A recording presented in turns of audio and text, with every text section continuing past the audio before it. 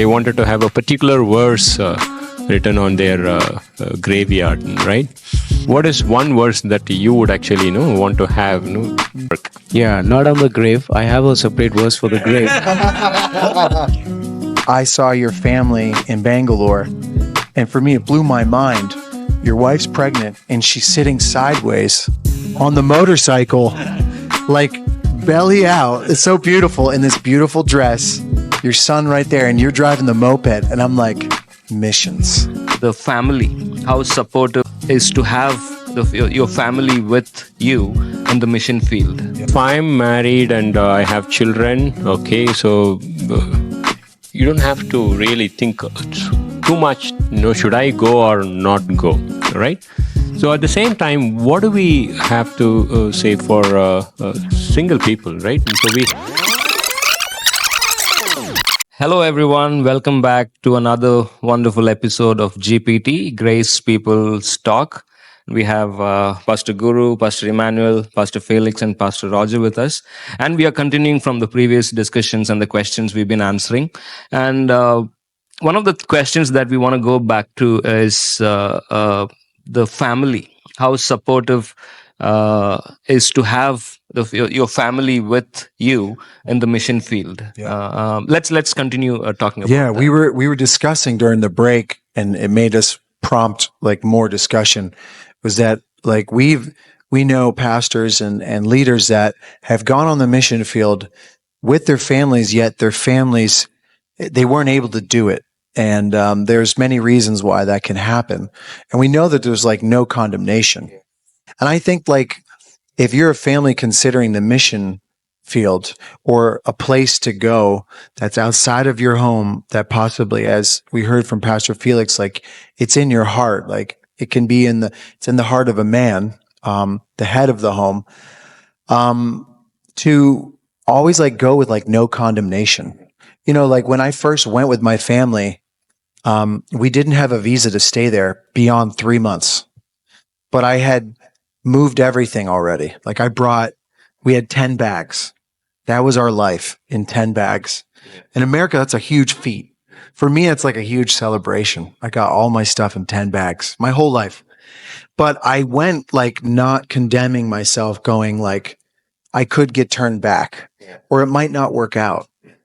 And I think that's like a beautiful like way to approach it, to take the pressure off, because I wasn't sure what would happen. We're not always sure, but to be okay with like it not working out. And if like we have to go back, we were talking about other ways we can go.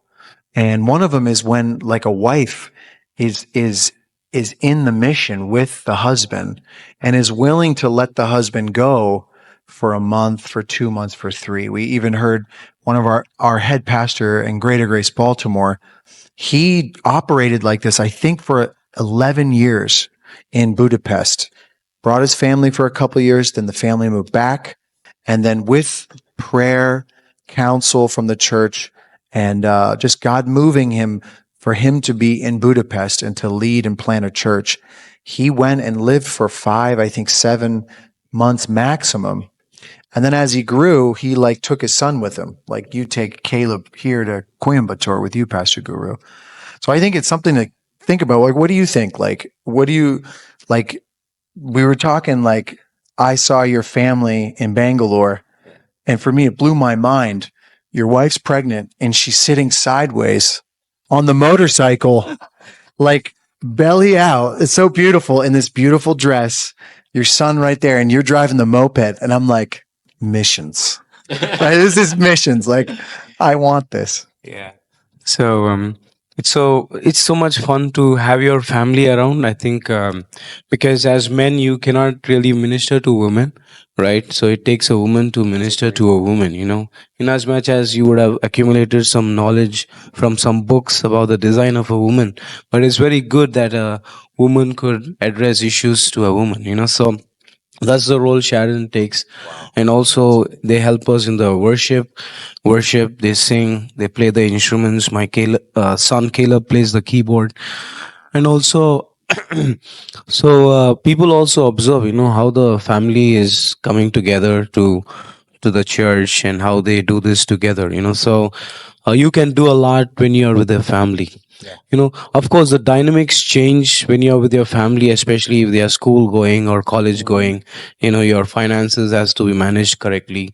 So if you're a single missionary, or if you're a couple without children, but if you have a family, the dynamics keep changing a lot. So, but at the same time, we are like flexible. We believe God has a plan for every one of us. But the provision also, we saw God's hand coming in. So the school that Caleb goes to, the school that I work, I believe is the mighty hand of God. I never in my dreams would have thought that there was a Christian couple running a school, and that became a source of provision for us. I got a job in that school, and by the way, I can influence all the high schoolers there because I was employed as a high school counselor. Can you imagine the wisdom, the provision, and the mighty plan of God behind this opening? That's amazing. So what we are talking about is something. May I correct me if I'm wrong? If I'm married and I have children, okay, so you don't have to really think too much. Should I go or not go? Right.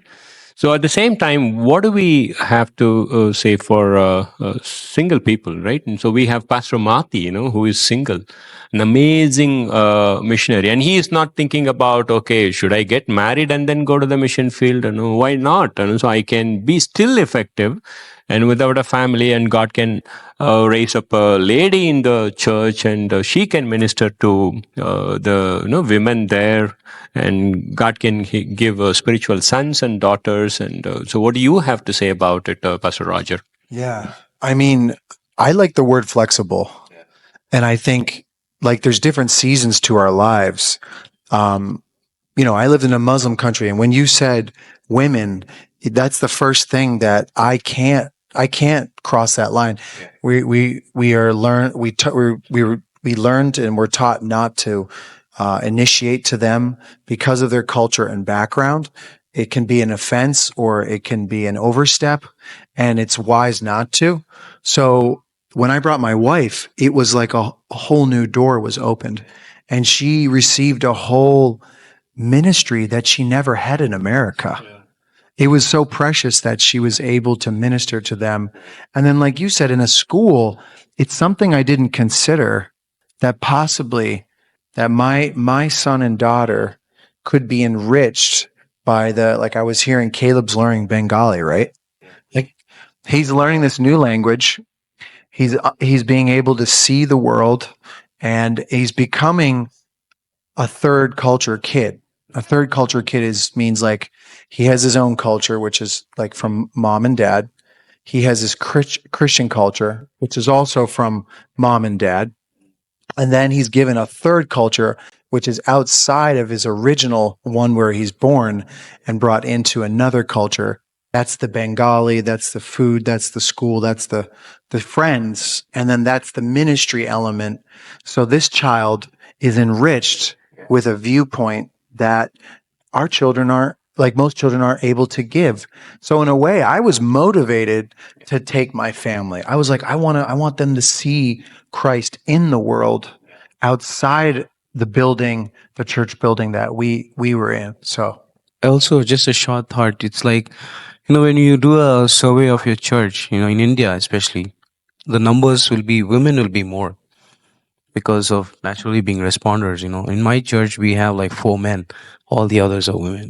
So we have to seriously think about that aspect, because if the population, the demography around us, if women are responding more, then you actually need women on your team. yeah, Right? You don't need a guy cannot. So that's the limitation that we have. that's good. Okay. So let's go to the next one. I have this question to Pastor Felix. Uh, uh, I think I don't know if I'm right. Vidya, we have a member that comes to the church, Vidya, and one of her relative or her dad, they wanted to have a particular verse written on their graveyard, right? So we have been living in the field for several years, and then we think about this verse, and this is something that relates to me. And what is one verse that you would actually want to have, which is like coming close to you uh, with respect to your work? Yeah, not on the grave. I have a separate verse for the grave. But for me, my go to verse is from Acts 27, verse 25. And this is what it says. Therefore, take heart, men, for I believe God, that it will be just as it was told me. I believe God. It will be exactly just as God has told me. And this was my go-to verse. This is the verse which God gave me before I planned to think a lot about Calcutta. This was the verse, and time and again I go back to this verse. Even before coming to Bangalore, I preached on this verse. It'll be exactly as God has told me.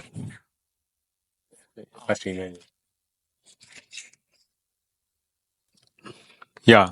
Now, like you've been in Calcutta first took a couple of 2 years now, right? So, like, what is it you treasure in your experience here?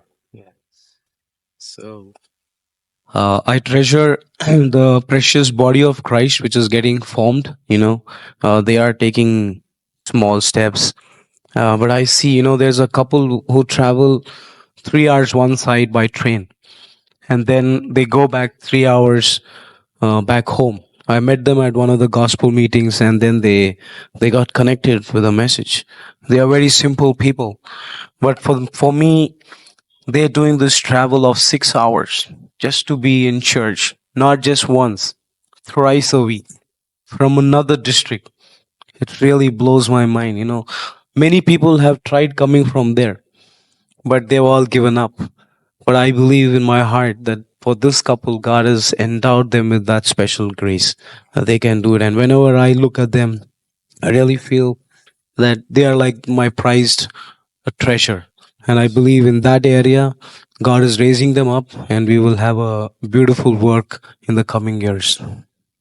This is the verse that Jim Elliot's wife, when he passed away, she thought about 2 Corinthians 5 verse 5.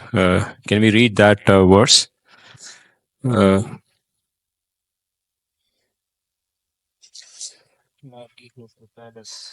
yeah. Yeah, he who prepared us for this very purpose is God. So I read in that book, and suddenly, the moment a husband passed away, this verse came to her mind. I don't know, either it's in the book or in the interview. He who prepared her for this particular moment is God. And that was so heart touching as I was listening or as I was reading. I don't remember. Is there anything that is of that part for you, Pastor Roger? Yeah. I mean, just hearing that verse is enough. It it just sends the amazing memories of those that have come to the Lord and the miracles.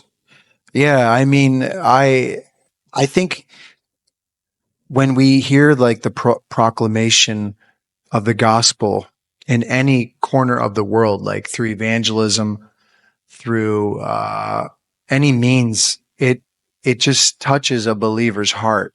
And when I think about Pastor Schaller said the other day that in the meetings there in Bangalore that it's life is such a short little time. Like it's just like it's gonna go by so quickly. And it really pricked me like this is a man who's lived a long time, 70 plus years, but he's it's just gonna be like a moment. And I think that grabs our attention. And I think about Psalm 90, verse 12. It says that, teach me to number my days that I might have a heart of wisdom. I think that's a verse that just spoke to me. And it speaks to us like that. We would just be aware of the time and that we wouldn't waste it. And when I hear an older gentleman say, an older leader and pastor, missionary like Jim Elliot's wife, say these powerful words, it's like they were busy. And I think the verse that spoke to me in Turkey was Luke 19:13, the parable that Jesus said, "Be engaged till I come." When he gave the minas, he said, "Please be about my Father's business." And I was just like, I think we're what we're saying is we're so proud to be in Coimbatore and to be in Chennai, to be in Calcutta, and for all of us to be busy. And I think that's really like reassuring of like, hey, I don't know what I'm doing, but I'll be busy with my Father's work. With that, we have come to the conclusion or the end of this episode, and we'll continue to talk more about our experiences and how God is working great things in our lives. Thank you for watching, and we will